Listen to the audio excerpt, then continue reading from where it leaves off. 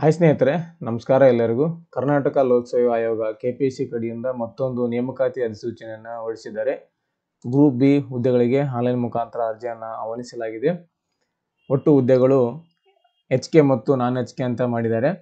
HK ಭಾಗದಲ್ಲಿ 50 ಹುದ್ದೆಗಳನ್ನು ಇಟ್ಟಿದ್ದಾರೆ ಸ್ನೇಹಿತರೆ. ಇವಾಗ ನೋಡ್ತಾ ಇದ್ದೀರಾ, ಹೈದರಾಬಾದ್ ಕರ್ನಾಟಕ ಹುದ್ದೆಗಳು 50 ಹುದ್ದೆಗಳು, ನಾನ್ ಹೈದರಾಬಾದ್ ಕರ್ನಾಟಕ 277 ಹುದ್ದೆಗಳನ್ನು ಒಳಗೊಂಡಿದೆ. ಸೊ ಈ ನುಡಿದಲ್ಲಿ ಈ ಒಂದು ಹುದ್ದೆಗಳ ಬಗ್ಗೆ ಮಾಹಿತಿಯನ್ನು ಕೊಡ್ತಾ ಹೋಗ್ತೀನಿ. ಇದನ್ನು ಪೂರ್ತಿಯಾಗಿ ನೋಡಿ. ಇದರ ನಿಂದಿನ ಅಧಿಸೂಚನೆಯನ್ನು ಹೊರಡಿಸಿದ್ದಾರೆ KPSC ಕಡೆಯಿಂದ. ಗ್ರೂಪ್ ಬಿ ಹುದ್ದೆಗಳು ಇಲ್ಲಿ ಮೊದಲಿಗೆ ನಾನ್ HK ಪೋಸ್ಟನ್ನು ನಿಮಗೆ ಹೇಳ್ತಾ ಹೋಗ್ತೀನಿ. ಬೃಹತ್ ಬೆಂಗಳೂರು ಮಹಾನಗರ ಪಾಲಿಕೆಯಲ್ಲಿ ಸಹಾಯಕ ಇಂಜಿನಿಯರ್ ಸಿವಿಲ್ ಹುದ್ದೆಗೆ 92 ಪೋಸ್ಟನ್ನು ಮೀಸಲನ್ನಿಟ್ಟಿದ್ದಾರೆ.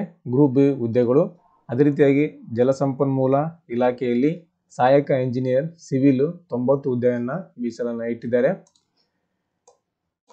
ಅದೇ ರೀತಿಯಾಗಿ ಭೂಮಾಪನ ಲ್ಯಾಂಡ್ ಸರ್ವೆ ಅಂತ ಏನು ಕರಿತೀವಲ್ಲ ಆ ಒಂದು ಇಲಾಖೆ ಮತ್ತು ಕಂದಾಯ ರೆವಿನ್ಯೂ ಇಲಾಖೆ, ರೆವಿನ್ಯೂ ವ್ಯವಸ್ಥೆ ಮತ್ತು ಭೂ ದಾಖಲೆಗಳ ಇಲಾಖೆಯಲ್ಲಿ ಭೂ ದಾಖಲೆ ಸಹಾಯಕ ನಿರ್ದೇಶಕರು ಹುದ್ದೆಗೆ 24 ಪೋಸ್ಟನ್ನು ಒಳಗೊಂಡಿದೆ. ಅದೇ ರೀತಿಯಾಗಿ ಹಿಂದುಳಿದ ವರ್ಗಗಳ ಕಲ್ಯಾಣ ಇಲಾಖೆ OBC ಡಿಪಾರ್ಟ್ಮೆಂಟ್ ಏನು ಕರಿತೀವಲ್ಲ ಅದರ್ ಬ್ಯಾಕ್ವರ್ಡ್ ಕ್ಲಾಸ್ ಡಿಪಾರ್ಟ್ಮೆಂಟು, ಆ ಒಂದು ಡಿಪಾರ್ಟ್ಮೆಂಟಲ್ಲಿ ಒಟ್ಟು 21 ಹುದ್ದೆಯನ್ನು ಮೀಸಲಿಟ್ಟಿದ್ದಾರೆ. ಅದರಲ್ಲಿ ಹುದ್ದೆಯ ಹೆಸರು ಪತ್ರಾಂಕಿತ ವ್ಯವಸ್ಥಾಪಕರು ಅಥವಾ ತಾಲೂಕು ಹಿಂದುಳಿದ ವರ್ಗಗಳ ಕಲ್ಯಾಣ ಅಧಿಕಾರಿ ಅಂತ ಕೊಟ್ಟಿದ್ದಾರೆ. ಅದೇ ರೀತಿಯಾಗಿ ಕೈಗಾರಿಕೆ ಮತ್ತು ವಾಣಿಜ್ಯ ಇಲಾಖೆಯಲ್ಲಿ ಸಹಾಯಕ ನಿರ್ದೇಶಕರು ಹುದ್ದೆಗೆ 20 ಪೋಸ್ಟನ್ನು ಒಳಗೊಂಡಿದೆ. ಇವೆಲ್ಲ ಹೈದರಾಬಾದ್ ಕರ್ನಾಟಕ ಬಿಟ್ಟು ಸ್ನೇಹಿತರೆ ಉಳಿಕೆ ಮೂಲರು ಒಂದಂತೆ ನಾನ್ HK ಪೋಸ್ಟ್ ಇವೆಲ್ಲ. ಜಲಸಂಪನ್ಮೂಲ ಇಲಾಖೆಯಲ್ಲಿ ಕೂಡ ಸಹಾಯಕ ಇಂಜಿನಿಯರ್ ಹುದ್ದೆಗೆ ಕೂಡ 10 ಪೋಸ್ಟನ್ನು ಇಟ್ಟಿದ್ದಾರೆ. ಅದೇ ರೀತಿಯಾಗಿ ಕಾರ್ಖಾನೆ, ಬಾಯ್ಲರ್ಗಳು ಮತ್ತು ಕೈಗಾರಿಕಾ ಸುರಕ್ಷತಾ ಮತ್ತು ಸ್ವಾಸ್ಥ್ಯ ಇಲಾಖೆಯಲ್ಲಿ ಕಾರ್ಖಾನೆಗಳ ಸಹಾಯಕ ನಿರ್ದೇಶಕರು ಅಂತ ಪೋಸ್ಟನ್ನು ಇಟ್ಟಿದ್ದಾರೆ. ಇದು 7 ಪೋಸ್ಟನ್ನು ಒಳಗೊಂಡಿದೆ. ಅದೇ ರೀತಿಯಾಗಿ ಕಾರ್ಖಾನೆ ಮತ್ತು ಬಾಯ್ಲರ್ ಕೈಗಾರಿಕಾ ಸುರಕ್ಷತಾ ವ್ಯವಸ್ಥೆ ಇಲಾಖೆ 2 ಸೇಮ್ ಅನ್ನು ಇಟ್ಟಿದ್ದಾರೆ. ಇದರಲ್ಲಿ ಕೂಡ ಬಾಯ್ಲರ್ ಸಹಾಯಕ ನಿರ್ದೇಶಕರು 3 ಪೋಸ್ಟ್ ಒಳಗೊಂಡಿದೆ. ಅಂತರ್ಜಲ ನಿರ್ದೇಶನಾಲಯ ಮತ್ತು ಭೂ ವಿಜ್ಞಾನಿ ಪೋಸ್ಟನ್ನು ಕೊಟ್ಟಿದ್ದಾರೆ. ಈ ಒಂದು ಭೂ ವಿಜ್ಞಾನಿ ಪೋಸ್ಟು 10 ಪೋಸ್ಟನ್ನು ಒಳಗೊಂಡಿದೆ. ಒಟ್ಟು 277 ಪೋಸ್ಟನ್ನು ನಾನ್ HK ಪೋಸ್ಟ್ಗಳು ಇವು ಗ್ರೂಪ್ ಬಿ ಯಲ್ಲಿ ಬರ್ತವೆ. ಅದೇ ರೀತಿಯಾಗಿ ಇವಾಗ ಹೈದರಾಬಾದ್ ಕರ್ನಾಟಕ ಪ್ರದೇಶದಲ್ಲಿ ಇರುವಂಥ ಪೋಸ್ಟ್ಗಳನ್ನು ನೋಡೋದಾದರೆ ಹಿಂದುಳಿದ ವರ್ಗಗಳ ಕಲ್ಯಾಣ ಇಲಾಖೆ OBC ಡಿಪಾರ್ಟ್ಮೆಂಟ್ನಲ್ಲಿ ಒಟ್ಟು 19 ಹುದ್ದೆಯನ್ನು ಇಟ್ಟಿದ್ದಾರೆ. ಪತ್ರಾಂಕಿತ ವ್ಯವಸ್ಥಾಪಕರು ಅಥವಾ ತಾಲೂಕು ಹಿಂದುಳಿದ ವರ್ಗಗಳ ಕಲ್ಯಾಣ ಇಲಾಖೆ ಅಧಿಕಾರಿ ಇದಕ್ಕೆ 19 ಪೋಸ್ಟನ್ನು ಮೀಸಲಿಟ್ಟಿದ್ದಾರೆ. ಅದೇ ರೀತಿಯಾಗಿ ಕಾರ್ಖಾನೆ, ಬಾಯ್ಲರ್ ಮತ್ತು ಕೈಗಾರಿಕಾ ಸುರಕ್ಷತಾ ಸ್ವಾಸ್ಥ್ಯ ಇಲಾಖೆ ಅಲ್ಲಿ ಕೂಡ ನಾನ್ HK ಕೂಡ ಇದೆ ಮತ್ತು HK ಕೂಡ ಅದೇ ಪೋಸ್ಟನ್ನು ಇಟ್ಟಿದ್ದಾರೆ. ಕಾರ್ಖಾನೆ ಸಹಾಯಕ ನಿರ್ದೇಶಕರು ಹುದ್ದೆಯನ್ನು ಇಟ್ಟಿದ್ದಾರೆ. 2 ಹುದ್ದೆಗಳ ಮೀಸಲಿದೆ. ಅದರಲ್ಲಿ ಕೂಡ ಮತ್ತು ಬೃಹತ್ ಬೆಂಗಳೂರು ಮಹಾನಗರ ಪಾಲಿಕೆ ಅಲ್ಲಿ ಯಾವ್ಯಾವ ಇದಾವ ಡಿಪಾರ್ಟ್ಮೆಂಟು ಇಲ್ಲಿ ಕೂಡ HK ದಲ್ಲಿ ಕೂಡ ಅದೇ ಒಂದು ಡಿಪಾರ್ಟ್ಮೆಂಟು ಅದೇ ಒಂದು ಹುದ್ದೆಯನ್ನು ಕೂಡ ಇಲ್ಲಿ HK ದಲ್ಲಿ ಇಟ್ಟಿದ್ದಾರೆ. ಒಟ್ಟು 50 ಪೋಸ್ಟನ್ನು ಒಳಗೊಂಡಿದೆ. ಮತ್ತು ಸಹಾಯಕ ಇಂಜಿನಿಯರು ಬೃಹತ್ ಮಹಾನಗರ ಪಾಲಿಕೆಯಲ್ಲಿ ಮತ್ತು ಭೂಮಾಪಕ ಕಂದಾಯ ವ್ಯವಸ್ಥೆಯಲ್ಲಿ ಭೂ ದಾಖಲೆ ಸಹಾಯಕ ನಿರ್ದೇಶಕರು 3 ಹುದ್ದೆಗಳು ಮತ್ತು ಕೈಗಾರಿಕಾ ಮತ್ತು ವಾಣಿಜ್ಯ ಇಲಾಖೆಯಲ್ಲಿ ಸಹಾಯಕ ನಿರ್ದೇಶಕರು ಒಟ್ಟು 3 ಹುದ್ದೆ. ಅಂತರ್ಜಲ ನಿರ್ದೇಶನಾಲಯ ಭೂ ವಿಜ್ಞಾನಿಗೆ 15 ಪೋಸ್ಟನ್ನು ಒಳಗೊಂಡಿದೆ. HK ಪೋಸ್ಟ್ ಇವೆಲ್ಲ.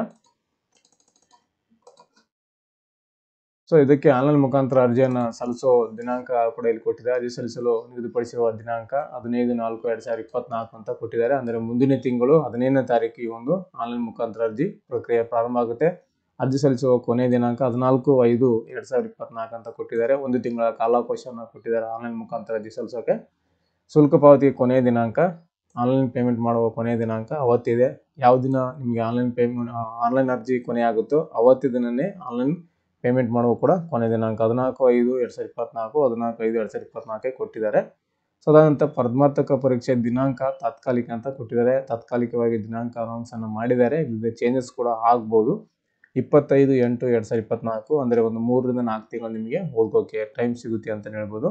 ಕನ್ನಡ ಭಾಷೆ ಪರೀಕ್ಷೆ ಮತ್ತು ಸಾಮಾನ್ಯ ಪತ್ರಿಕೆ ಅಂತ ಕೊಟ್ಟಿದ್ದಾರೆ. ಸೊ ಈ ಡೇಟ್ ನಿಮಗೆ ಹೆಚ್ಚು ಕಡಿಮೆ ಆಗ್ಬೋದು ಅಂತ ಕೊಟ್ಟಿದ್ದಾರೆ. ತಾತ್ಕಾಲಿಕವಾಗಿ ಡೇಟನ್ನು ಅನೌನ್ಸನ್ನು ಮಾಡಿದ್ದಾರೆ. ಅದ ನಂತರ ಈ ಒಂದು ಹುದ್ದೆಗಳಿಗೆ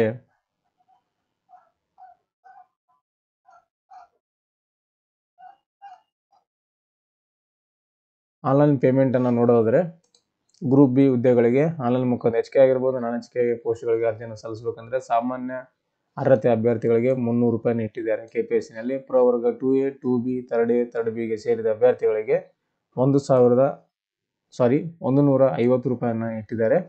ಸೊ ಇಲ್ಲಿ ಮಾಜಿ ಸೈನಿಕ ಅಭ್ಯರ್ಥಿಗೆ 50 ರೂಪಾಯಿಯನ್ನು ಇಟ್ಟಿದ್ದಾರೆ.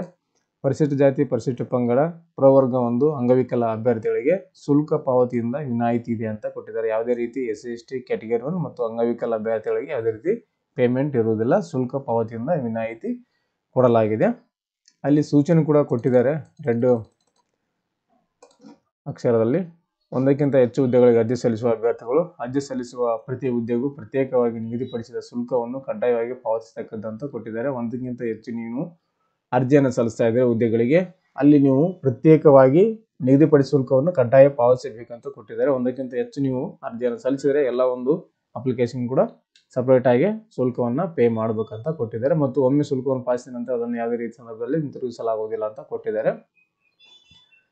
ಮತ್ತು ಶುಲ್ಕವನ್ನು ಸಂದಾಯ ಮಾಡದಿದ್ದಲ್ಲಿ ಅಂಥ ಅರ್ಜಿಗಳನ್ನು ತಿರಸ್ಕರಿಸಲಾಗುವುದು ಕೊಟ್ಟಿದ್ದಾರೆ. ಜಸ್ಟ್ ಅಪ್ಲೈ ಮಾಡಿ ನೀವು ಬಿಟ್ಟರೆ ಪೇಮೆಂಟ್ ಮಾಡಿಲ್ಲ ಅಂದರೆ ಅಂಥ ಒಂದು ಅರ್ಜಿಗಳನ್ನು ತಿರಸ್ಕರಿಸಲಾಗುವುದು ಅಂತ ಇಲ್ಲಿ ಸ್ಪಷ್ಟವಾಗಿ ಅವರು ಸೂಚನೆಯೆಲ್ಲ ಕೂಡ ಕೊಟ್ಟಿದ್ದಾರೆ. ಇಲ್ಲಿ ಆಯ್ಕೆ ವಿಧಾನ ಅಂತ ಕೂಡ ಕೊಟ್ಟಿದ್ದಾರೆ. ಸದರಿ ಹುದ್ದೆಗಳನ್ನು ಕರ್ನಾಟಕ ನಾಗರಿಕ ಸೇವಾ ನಿಯಮಗಳ ಪ್ರಕಾರ ನಡೆಸಲಾದ ಸ್ಪರ್ಧಾತ್ಮಕ ಪರೀಕ್ಷೆಯಲ್ಲಿ ಗಳಿಸಿದ ಅಂಕಗಳ ಶೇಕಡಾವಾರು ಪ್ರಮಾಣದ ಆಧಾರದ ಮೇಲೆ ಚಾಲ್ತಿಯಲ್ಲಿರುವ ಮೀಸಲಾತಿ ನಿಯಮಗಳನ್ನು ಆಯ್ಕೆ ಮಾಡಲು ಅಂತ ಕೊಟ್ಟಿದ್ದಾರೆ. ಎಕ್ಸಾಮ್ ನಡೆಸ್ತಾರೆ ಅಂತ ಕೊಟ್ಟಿದ್ದಾರೆ. ಮತ್ತು ಕಡ್ಡಾಯ ಕನ್ನಡ ಪರೀಕ್ಷೆ ಪಾಸ್ ಆಗಲೇಬೇಕು, ಆದವರು ಮತ್ತೆ ಬರೆಯುವ ಅವಶ್ಯಕತೆ ಇಲ್ಲ. ಒಂದ್ಸಲ ಇದನ್ನು ಕಡ್ಡಾಯ ಕನ್ನಡ ಭಾಷೆ ಪರೀಕ್ಷೆ ಪಾಸ್ ಆಗಲೇಬೇಕು. ಇಲ್ಲಿ ಪೇಪರ್ 1 ಕೊಟ್ಟಿದ್ದಾರೆ. ಪೇಪರ್ 1ನಲ್ಲಿ ಸಾಮಾನ್ಯ ಪತ್ರಿಕೆ, ಜನರಲ್ ಪೇಪರು ಮತ್ತು ಸ್ಪೆಸಿಫಿಕ್ ಪೇಪರ್ ಅಂತ ಕೊಟ್ಟಿದ್ದಾರೆ. ನಿರ್ದಿಷ್ಟ ಪತ್ರಿಕೆ ಇಂಥದ್ದೇ ಸಿಲೆಬಸ್ ಅಂತ ಇರುತ್ತೆ ಅದಕ್ಕೆ ನಿರ್ದಿಷ್ಟ ಪೇಪರ್ನಲ್ಲಿ. ಸೊ ಇಲ್ಲಿ ಫಸ್ಟ್ ಪೇಪರ್ ಸಾಮಾನ್ಯ ಪತ್ರಿಕೆ 300 ಮಾರ್ಕ್ಸ್ನ ಒಳಗೊಂಡಿದೆ. 1.5 ತಾಸು ಸಮಯವನ್ನು ಕೊಟ್ಟಿದ್ದಾರೆ. ಪೇಪರ್ 2ನಲ್ಲಿ ಸ್ಪೆಸಿಫಿಕ್ ಪೇಪರ್ನಲ್ಲಿ 2 ಗಂಟೆಯ ಸಮಯವನ್ನು ಕೊಟ್ಟಿದ್ದಾರೆ. ಇಲ್ಲಿ ಸ್ಪರ್ಧಾತ್ಮಕ ಪರೀಕ್ಷೆ ಕೇಂದ್ರ ಕನ್ನಡ ಭಾಷೆ ಪರೀಕ್ಷೆ ಮತ್ತು ಸ್ಪರ್ಧಾತ್ಮಕ ಪರೀಕ್ಷೆಗಳನ್ನು ಆಯೋಗ ನಿಗದಿಪಡಿಸಿದ ಯಾವುದೇ ಕೇಂದ್ರ ಸ್ಥಳದಲ್ಲಿ ನಡೆಸಲಾಗುವುದು. ಅಭ್ಯರ್ಥಿಗಳಿಗೆ ಪರೀಕ್ಷಾ ಕೇಂದ್ರದ ಆಯ್ಕೆ ಅವಕಾಶ ಇರುವುದಿಲ್ಲ ಅಂತ ಕೊಟ್ಟಿದ್ದಾರೆ. ಯಾವುದೇ ರೀತಿ ನೀವು ಎಕ್ಸಾಮ್ ಸೆಂಟರ್ನ ಆಯ್ಕೆ ಮಾಡೋಕ್ಕೆ ಅವಕಾಶ ಇರುವುದಿಲ್ಲ. ಅವ್ರು ಎಲ್ಲಿ ಕೊಡ್ತಾರೋ ಅಲ್ಲೇ ಹೋಗಿ ನೀವು ಎಕ್ಸಾಮನ್ನು ಬರಿಬೇಕಂತ ಸೂಚನೆಯಲ್ಲಿ ತಿಳಿಸಿದ್ದಾರೆ.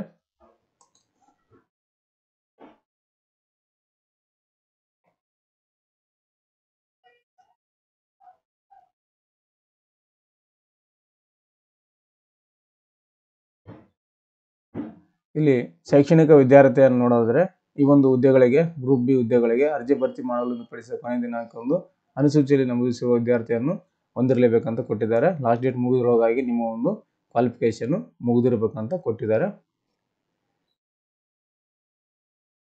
ಇಲ್ಲಿ ಕಾನ್ವೊಕೇಶನ್ ಕೂಡ ಕಂಪಲ್ಸರಿ ಅಪ್ಲೋಡ್ ಮಾಡಲೇಬೇಕಂತ ಕೊಟ್ಟಿದ್ದಾರೆ. ಅರ್ಜಿ ಸಲ್ಲಿಸುವಾಗ ಕಾನ್ವೊಕೇಶನ್ ಅಥವಾ PDC ಅನ್ನು ಕಡ್ಡಾಯವಾಗಿ ಅಪ್ಲೋಡ್ ಮಾಡಬೇಕು. ನಿಗದಿಪಡಿಸಿರುವ ವಿದ್ಯಾರ್ಥಿಯನ್ನು ಹೊಂದದೆ ಹೆಚ್ಚಿನ ವಿದ್ಯಾರ್ಥಿಯನ್ನು ಹೊಂದಿದ್ದರೂ ಸಹ ಪರಿಗಣಿಸಲಾಗುವುದಿಲ್ಲ ಅಂತ ಕೊಟ್ಟಿದ್ದಾರೆ. ಅವರು ಇಲ್ಲಿ ಹೇಳಿದ ಹಾಗೆ ಕಾನ್ವೊಕೇಶನ್ ಮತ್ತು ಅಥವಾ PDC ಸರ್ಟಿಫಿಕೇಟನ್ನು ಅಪ್ಲೋಡ್ ಮಾಡಲೇಬೇಕಂತ ಕೊಟ್ಟಿದ್ದಾರೆ. ಇಲ್ಲಿ ಈ ಒಂದು ಹುದ್ದೆಗಳಿಗೆ ಎಷ್ಟೆಷ್ಟು ಅಮೌಂಟ್ ವೇತನ ಶ್ರೇಣಿ ಅಂತ ಕೊಟ್ಟಿದ್ದಾರೆ. ಹಿಂದುಳಿದ ವರ್ಗಗಳ ಕಲ್ಯಾಣ ಇಲಾಖೆಯಲ್ಲಿ ಇರುವಂಥ ಹಿಂದುಳಿದ ವರ್ಗಗಳ ಕಲ್ಯಾಣಾಧಿಕಾರಿ ಹುದ್ದೆಗೆ 43,000 ರೂಪಾಯಿಂದ ಸ್ಟಾರ್ಟ್ ಆಗುತ್ತೆ ಅಂತ ಕೊಟ್ಟಿದ್ದಾರೆ. Must be holder of the bachelor of degree ಅಂತ ಕೊಟ್ಟಿದ್ದಾರೆ. ಡಿಗ್ರಿ ಮುಗಿದವರಿಗೆ ಈ ಒಂದು ಹಿಂದುಳಿದ ವರ್ಗಗಳ ಕಲ್ಯಾಣ ಇಲಾಖೆ ಅಧಿಕಾರಿ ಹುದ್ದೆಗೆ ಅರ್ಜಿಯನ್ನು ಸಲ್ಲಿಸುವುದು. ಗೆಜೆಟೆಡ್ ಮ್ಯಾನೇಜರ್ ಅಥವಾ taluk backward class welfare officer ಅಂತ ಕೊಟ್ಟಿದ್ದಾರೆ. 43,000ರಿಂದ ಪೇಮೆಂಟ್ ಸ್ಟಾರ್ಟ್ ಆಗುತ್ತೆ. ಕನಿಷ್ಠ 18 ವರ್ಷ ಆಗಿರಬೇಕು. ಒಂದೊಂದು ಹುದ್ದೆಗೆ ಒಂದೊಂದು ಸಪ್ರೇಟ್ ಆಗಿ ಅವರು ವಿದ್ಯಾರ್ಥಿ ವಯಸ್ಸು ಎಲ್ಲನೂ ಕೂಡ ಕೊಟ್ಟಿದ್ದಾರೆ. ಇವಾಗ ಹೇಳ್ತಾ ಇರೋದು ಅದರ್ ಬ್ಯಾಕ್ವರ್ಡ್ ಕ್ಲಾಸಸ್ ಆಫೀಸರ್ ಹುದ್ದೆ 18 ವರ್ಷದಿಂದ 35 ವರ್ಷ ಒಳಗಡೆ ಇರಬೇಕು. ಇದು ಸಾಮಾನ್ಯ ಅಭ್ಯರ್ಥಿಗಳಿಗೆ 2A ಥರ್ಡ್ B ಅವರಿಗೆ 38 ವರ್ಷ, ಪರಿಶಿಷ್ಟ ಜಾತಿ ಪರಿಶಿಷ್ಟ ಪಂಗಡ ಮತ್ತು ಪ್ರವರ್ಗ 1 ಅಭ್ಯರ್ಥಿಗಳಿಗೆ 40 ವರ್ಷದ ಒಳಗಡೆ ಮಿತಿಯಲ್ಲಿ ಇರಬೇಕಂತ ಕೊಟ್ಟಿದ್ದಾರೆ. ಅದೇ ರೀತಿಯಾಗಿ ಎಲ್ಲನೂ ಇವು ಹುದ್ದೆಗಳ ಒಂದು ಎಲ್ಲ ಮೀಸಲಾತಿ ಹೇಳ್ತಾ ಹೋದರೆ ವಿಡಿಯೋ ತುಂಬಾ ದೊಡ್ಡದಾಗುತ್ತೆ. ಸೊ ಹಾಗಾಗಿ ಎಲ್ಲ ಈ ಒಂದು ಡೀಟೇಲ್ಸನ್ನು ಡಿಸ್ಕ್ರಿಪ್ಷನಲ್ಲಿ ಕೂಡ ಹಾಕಿರ್ತೇನೆ. ಯಾಕಂದರೆ ವಯಸ್ಸಿನ ಮಿತಿ, ವೇತನ ಶ್ರೇಣಿ ಮತ್ತು ಈ ಕ್ವಾಲಿಫಿಕೇಷನ್ ಏನೇನು ಅಂತ ಹೇಳ್ತಾ ಹೋದರೆ ವಿಡಿಯೋ ತುಂಬ ದೊಡ್ಡದಾಗುತ್ತೆ. ಸೊ ಹಾಗಾಗಿ ಇದನ್ನೆಲ್ಲ ಡೀಟೇಲ್ಸನ್ನು ಹೆಚ್ಚಿನ ಮಾಹಿತಿ ಡಿಸ್ಕ್ರಿಪ್ಷನಲ್ಲಿ ಕೂಡ ಹಾಕಿರ್ತೇನೆ, ಅದನ್ನು ನೋಡ್ಕೊಳ್ಳಿ.